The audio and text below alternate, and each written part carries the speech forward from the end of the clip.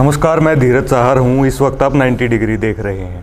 इस वक्त हमारे साथ उमेद लोहान साहब हैं जो झज्जर में सतपाल पहलवान के निवास स्थान पर आए हुए थे।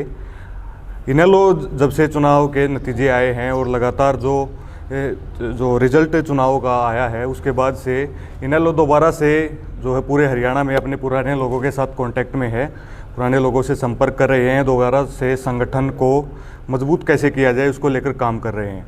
उमेद लोहान साहब अब की बार चुनाव भी इन्होंने लड़ा था, राष्ट्रीय प्रवक्ता भी इनेलो पार्टी से हैं और जो अग्रणीय जो नेता इनेलो पार्टी के माने जाते हैं उनमें उमेद लोहान साहब का जो नाम है वो शुमार है। तो आज झज्जर में सतपाल पहलवान जी के निवास स्थान पर ही आए हुए हैं, तो इनसे पूछेंगे तमाम जो सवाल हैं वो।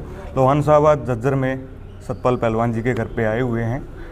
सतपाल पहलवान भी जो इनेलो के पुराने जो हैं आपके साथी रहे हैं और ऐसा भी कोई नाम नहीं है कि चर्चाएं शुरू ना हो कि क्या मैसेज लेकर के सतपाल पहलवान जी के पास, और जो तमाम कार्यकर्ता हैं जो इनेलो के पुराने रहे हैं वर्कर, उनसे आपने बातचीत भी की है, तो क्या मैसेज चौधरी अभय सिंह चौटाला जी का लेकर के आप यहाँ पर आए? सतपाल भाई 25-30 साल से हम इकट्ठे काम करते आए हैं और कोई राजनीतिक नाता नहीं है इस घर से। मेरा आना जाना तो चाहे हम राजनीतिक रूप से बिखर भी गए थे पिछले दिनों सारे साथी, उसके बाद भी आना जाना लगातार रहा। आज आन की जो बात है तो ये तो हमारी कोशिश रहती है भाई जो पुराने साथी हैं वो सारे इकट्ठे हो जाएं।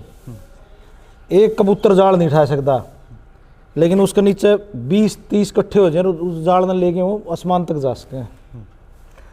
इस जो विधानसभा का चुनाव के नतीजों को लोहान साहब आप कैसे देख पा रहे हैं? क्योंकि अभय सिंह चौटाला जो हैं एक नेता हैं जो किसानों के लिए भी इस्तीफा दिया और संघर्ष लगातार सड़कों पर कर रहे हैं, पार्टी को लगातार मजबूत कर रहे थे। लेकिन जो कांग्रेस पार्टी है वो लगातार इनेलो पर ये आरोप लगा रही थी कि बीजेपी की बी टीम है। क्या उसमें कांग्रेस सफल हो पाई और जो इनेलो है वो केवल 2 सीटों पर ही सिमट कर रह गई? बिल्कुल, उसमें 100% सफल रही कांग्रेस पार्टी। वो जनता में इस बात को स्थापित करने में कामयाब रहे। अकबर जुगर दुष्यंत ने करी थी, तड़का अभय सिंह भी आए कर देगा। और जाट का भी दुष्यंत के जो वोट डाले थे जाटा ने जोरदार तरीके से, खासकर इस आपकी बेल्ट को छोड़ दें तो बाकी जाट वोटर उसके साथ चला गया था इनेलो का। और उसने जिस तरह लोगों को ठगया और बीजेपी के साथ चला गया तो लोगों का मन में ये कांग्रेस का प्रचार कहीं न कहीं घर कर गया। अब कदे कल अभय सिंह भी चले जावे। और इनका जो प्रचार था, इनकी जो लड़ाई थी लगातार 5 साल कांग्रेस पार्टी की, ये भारतीय जनता पार्टी के खिलाफ नहीं थी उतनी, ये अभय सिंह को ख़त्म करने की लड़ाई ज़्यादा थी। ये जाट लीडरशिप को पूरे प्रदेश में ख़त्म करके एक जगह स्थापित करने की लड़ाई थी। वरना तो अभय सिंह इंडिया अलायंस में भी आ जाता पार्लियामेंट में, लेकिन नहीं आने दिया। कुरुक्षेत्र सीट जीत सकते थे अगर पता नहीं क्या क्या जीत जाते, नीतीश कुमार भी रह जाते, सारा फिर मामला और था। लेकिन बात यदि पे पहले मारो उनको कदे फिर उभर जाए। तो लड़ाई जाट लीडरशिप की थी और जाट लीडरशिप के लिए चाहे किरण है, चाहे विद इन पार्टी और चाहे आप आउटसाइड पार्टी तो देखा भाई दुष्यंत के तो लोग खिलाफ बोलिए। अभय सिंह ने किसानों के लिए इस्तीफा भी दिया है, जाट आरक्षण में भी बहुत काम कराया है, बहुत इसने दान कराया है। जिस जसिया माना तक पिंडी काम में थी और लीडर की जाटा की और सरेआम स्टेज पर जाके उसने न्यू कहा अगर जो कौम मेरे से मांगेगी मैं दूंगा। तो उनका ये था भाई कौम इसके पाछे लग सके, इसने मारो। पहले चुनाव से पहले ये पूरे हरियाणा में चर्चा थी कि कांग्रेस की सरकार आ रही है, लेकिन अब जो है संदिग्ध जो राजनीति है, दीपेंद्र सिंह हुड्डा और भूपेंद्र सिंह हुड्डा को हरियाणा के जो लोग हैं वो देख रहे हैं, संदिग्ध तौर पर देख रहे हैं। तो आप इसे किस प्रकार देख रहे हैं कि क्या लोग कह रहे हैं, यहाँ तक कह रहे हैं कि जो बीजेपी की सरकार, जो बहुमत की सरकार बनवाने में कहीं ना कहीं कांग्रेस का हाथ है, तो इसको लेकर आप किस प्रकार देख पा रहे हैं? देखो, हमारे कहने से कुछ नहीं होता। हम तो लगातार पहले भी 5 साल कहते रहे यह बात है, जो आम आदमी महसूस करे है। और आम आदमी, आम वोटर जो लड़या है 5 साल इनके लिए लड़या है, कहीं भी चले जाते तो 5-7-10 हज़ार आदमी इकट्ठे हो जाया करते। इतना आक्रामक था, विशेषकर मैं आपको जाट वोटर की बात करूं, अब उनको इनसे सिवा कोई दिखाई नहीं दे रहा था। हमारे जैसे कहते भाई तुम इब का लड़ने की टाला कर दो, तुम तो खराब करोगे, तुम तो नाश करोगे, बीजेपी ने ले आओगे दोबारा।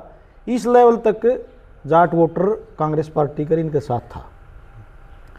अब आम वोटर एक ठगिया महसूस कर रहा है, हमारा कहना तो कुछ नहीं होता, उनको लग रहा है भाई कहीं न कहीं तुम्हारी इतनी ताकत लगने के बाद, तुम्हारा आर्थिक संसाधन लगने के बाद, जमींदारा ने धान का टाइम था, जहाँ जहाँ इनके कैंडिडेट थे, ये कह दिया नहीं भाई पर्ची तो नौकरी देंगे और 2-2 एक MLA के बंड आऊँगे।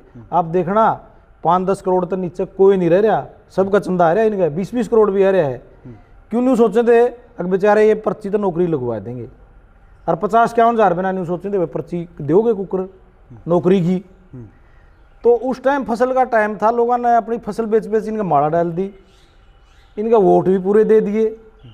लेकिन ये तो लोग आपको ज़्यादा बताओगे, कोई आम लोगों तकड़ियाँ भी बैठ के आप चौपाल में, चौराहे पर, खेत में, खलिहान में कहीं भी बात करोगे, अब किस तरह आया राज खोया है, ये तो लोग बताओगे, हमारा बताना तो कुछ नहीं होता।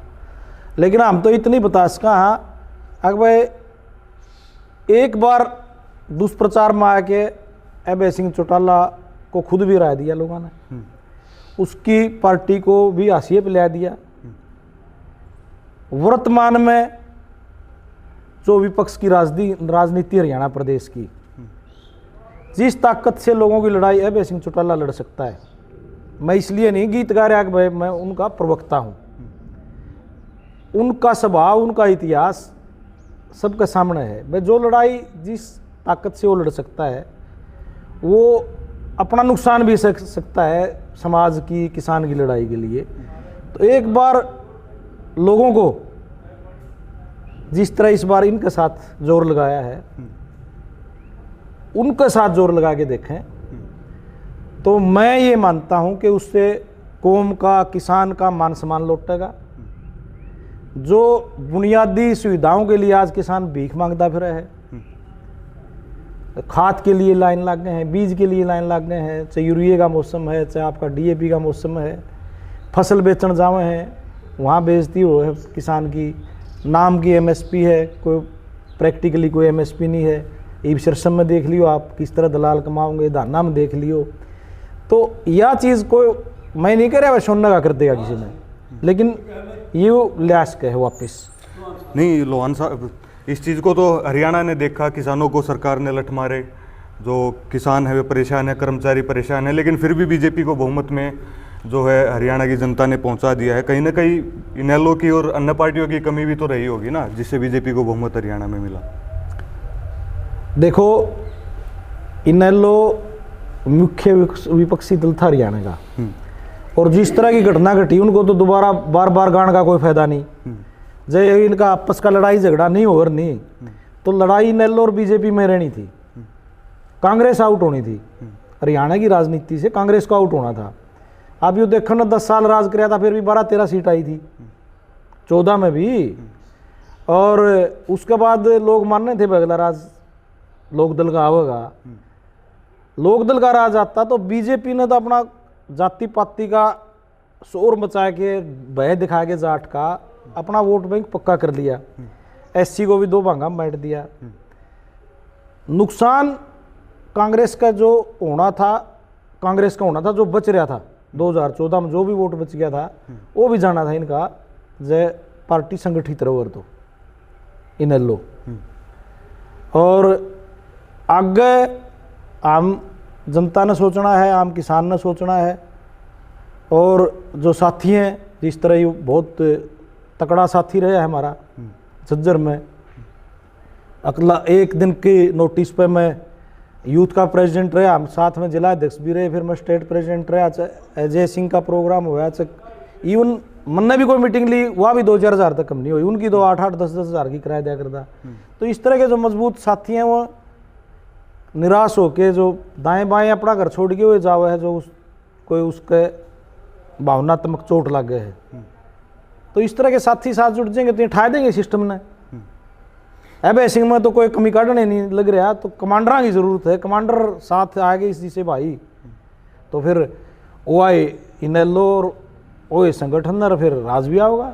एक समय था लोहान साहब जब रोहतक लोकसभा में बादरगढ़ हुई, बादली हुई, झज्जर की सीट भी इनेलो जीतती थी, काफ़ी जो कैडराइज जो पार्टी थी तो काफ़ी कार्यकर्ता यहाँ पर थे, और जब तक पार्टी अलग नहीं हुई थी तब तक भी अच्छा खासा वोट बैंक जो है पार्टी का था। लेकिन अब अगर पार्टी में इनेलो में देखें तो एक उमेद लोहान साहब हैं जो मेहनत करते हैं, लेकिन उमेद लोहान के अलावा भी और भी जो चेहरे हैं उनको इकट्ठा करना पड़ेगा। क्या मानते हैं आप? बिल्कुल इकट्ठा करना पड़ेगा। कुछ साथी हैं पुराने, चौटाला साहब के टाइम के हैं, जिन जो भी वो लगे हुए हैं, और हमारी कोशिश है भाई एक साथी मान ले सतपाल जी जुड़ जे हैं कल, इनका कोई इनने किसी बेचोले की जरूरत नहीं कहीं भी, सारा परिवार चोई देवलाल के टाइम तक इनने जाना है, तो ये 2-4 अपना जिसे और लिया होगा। मैं इस दौर आया हूँ, ये 4 जगह और जाओगा और खाली थोड़ा होगा। तो इस तरह एक बार 50-40 जो योद्धा हैं जो जिन्हें लड़ाई लड़ी है लगातार, एक साथी बाहर चला गया, बैठा था हमारा ही, वो भी योद्धाओं में शामिल है। तो इस तरह के लोग कोशिश कराएंगे तो आवेंगे, और फिर मेरे ख्याल में तो सब ठीक होगा। आखिरी सवाल है मेरा लोहान साहब, जो बीजेपी का जो नायब सिंह सैनी 2.0 सरकार जो है, इसके जो बीते दिनों के जो कार्यकाल हैं, इसको किस प्रकार देख पा रहे हैं आप? अभी तो जल्दबाजी में कहना कुछ, ये इस बात को मैं नहीं कह सकता, लेकिन जो लगातार से इनकी सरकार तो 10 साल से चली आ रही है, एक मुखौटा चेहरा ही बदले है। जो किसान की बात है, मेन किसान को इन्होंने जाति में बांट दिया। किसान ये भी नहीं सोचा, सैनी भी किसान है, लेकिन वो सोचेगा तेरा मुख्यमंत्री है, सोचेगा कि नहीं सारा बीसी को कहूँ ये तो तेरा मुख्यमंत्री है। इस वर्ग को जो जाति पाति में बांट दिया, उसके बाद किसान की लड़ाई कमज़ोर होगी। किसान तो दुखी है हर जात का। ये 39% जो कांग्रेस का वोट आ रहा है आज भी, और 39.8 भाजपा का आ रहा है, फर्क कुछ नहीं, 0.8% का है। जाट तो 21% हैं, सिखाना जट सिखाना मिला लोगे तो 26-27 हो जाएंगे, और उस जाट में तो बीजेपी का भी गया है, इनेलो का भी गया है, थोड़ा बहुत जजपा का भी गया है, आज़ाद भी गया है।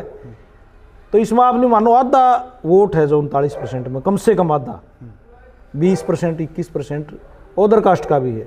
उनमें भी नाराजगी थी सरकार के प्रति, और इसीलिए ये मौका था कांग्रेस के लिए। ये आगे भी लोगों के बात समझ में आ जाएगी। राजनीतिक रूप से जितना आधुनिक जमाना होने लग रहा है, लोग उतने जागरूक नहीं हो रहे। एक तो जात पात सब तो बड़ी चीज़ हो गई अपने तो, और किसान कहीं धर्म पे कहीं जाति पे बट गया। आज आप बैठ जाओगे, 10 आदमी बैठे हैं किसान हैं, वह जिसमें खाती है, कुम्हार है, आपका ये सैनी है, यादव है, गुज्जर है, सारे खेती करने वाले आदमी हैं। न्यू बिसराओगे सरकार ना आपका बीच में बैठ के, लेकिन जब वोट गिरने का होगा टाइम तो उनमें यह हो जाए कि भाई जाट मुख्यमंत्री नहीं बन देना। इस बात पे आप खिलाफ चले जाओ, मेरिट डीमेरिट तक कुछ नहीं लेना। तो ये सारी चीज़ लोगों ने समझनी पड़ेंगी। अगर भाई कौन सी पूंजीपतियाँ की पार्टी है, सबको पता है भाई कितने हज़ारों करोड़ गुना जिनकी आप देखो ग्रोथ हुई है बिजनेस में, बड़िया की छोटिया की कितनी हुई है। चाहे वो स्टार्टअप का नाम तय, MSME के नाम तय 20-20 करोड़ के लोन अलाउड हैं, उनमें कितनी कितनी सब्सिडी है।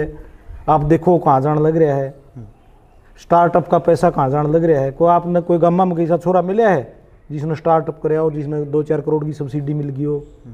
ये गैंग हैं सारे। आयुष्मान योजना है, योजना अच्छी है, कोई कमी नहीं योजना में, उसमें भी गैंग बन गए, नकली अस्पताल खुल गए, नकली बिल हो गए, आदमी के बीमारी नहीं उसका स्टंट डालते हैं। आज 400-500 करोड़ रुपया का बकाया पड़ा है, डॉक्टर ने हड़ताल कर रखी है। मैंने नहीं कहता बस सारे डॉक्टर गलत करे हैं, लेकिन इसमें भी गैंग बन गए। तो लूटा जा रहा है खजाना को सरकार का, पार्टी के संरक्षण में भाजपा का। मैं बात करने के लिए शुक्रिया, धन्यवाद। तो ये लोहान साहब थे, और तमाम मुद्दों पर हमने बातचीत की, और लगातार अपने पुराने साथियों के से बातचीत कर रहे हैं, अपने संगठन को दोबारा से खड़ा करने की जो है कोशिश कर रहे हैं। तो शुक्रिया।